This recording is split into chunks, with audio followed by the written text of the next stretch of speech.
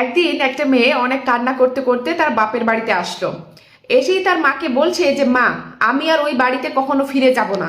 তারা সবাই মিলে আমাকে অনেক টর্চার করে, অনেক আমাকে কষ্ট দেয়, আমাকে অনেক ভালো খারাপ কথা শুনতে হয়।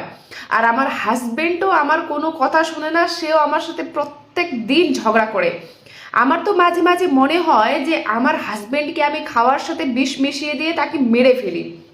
তখন তার মা তাকে বলল যে দেখ, আমার কাছে এমন একটা বিষ আছে যেটা যদি তুই তোর হাজবেন্ডকে প্রত্যেক দিন খাবারের সাথে মিশিয়ে খাওয়াস তাহলে সে 1 মাসের মধ্যেই মারা যাবে।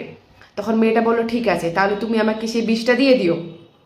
তখন তার মা বলল যে দেখ, এই কাজটা করতে গেলে তোকে কিন্তু কিছু নিয়ম, মানে কিছু জিনিস খেয়াল রাখতে হবে। তোকে প্রত্যেক দিন অনেক ভালো ভালো অনেক টেস্টি টেস্টি খাবার রান্না করতে হবে, যাতে মানুষ টেরই না পায় যে সেই খাবারের মধ্যে বিষ মেশানো আছে।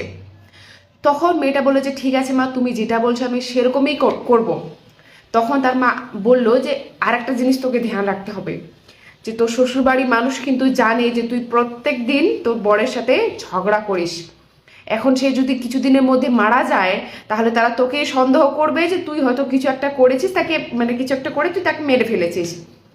তুই তুই এখন থেকে তোর বরের সাথে হোক বা তোর শ্বশুরবাড়ির মানুষের সাথে হোক অনেক অনেক অনেক ভালো ব্যবহার করবি, তাদের সাথে সবসময় ভালো করে থাকবি। তোর বর তোকে যেটা বলবে তুই সেটাই ধরবি, আর ভালো ভালো রান্না করে খাওয়াবি। তখন দেখবি যে তোকে কেউ সন্দেহ করবে না। মেয়েটা বলল যে ঠিক আছে মা, তুমি আমাকে যেরকমটা যেরকমটা বলছো আমি সেখানে গিয়ে সেরকমটাই করব। তারপরে কিছুদিন গেল, মেয়েটা তার শ্বশুরবাড়িতে যেরকম যেরকম মা বলেছিল সেরকম সেরকমই করতে আসে। তারা ঠিক 15 দিন পরে মেয়েটা আবার তার মার কাছে আসতো। এসে বলছে যে মা, তুমি যে আমাকে বিষটা দিয়েছিলে এই বিষটার কোনো ওষুধ নেই। মা বলল যে কেন?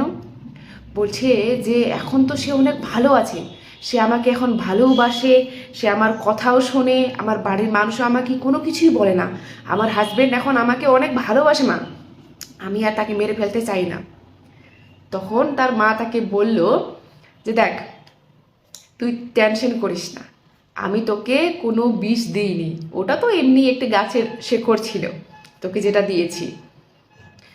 আসলে তোর শ্বশুরবাড়ির মানুষও খারাপ না আর তোর বড় খারাপ না, আসলে তোর মুখটাই খারাপ, মানে তুই যে কথাগুলো বলিস সেগুলো খারাপ। তুই যেরকমভাবে ওদের সাথে খারাপভাবে কথা বলিস তারা সেরকমভাবেই তোকে রিপ্লাই করে, সেরকমভাবেই তোর সাথে ব্যবহার করে। সেই জন্য তুই যতক্ষণ পর্যন্ত তুই তাদের সাথে ভালোভাবে কথা বলবি, তোর হাজবেন্ডের কথা শুনবি, তারাও তোর সাথে ভালো করে কথা বলবে।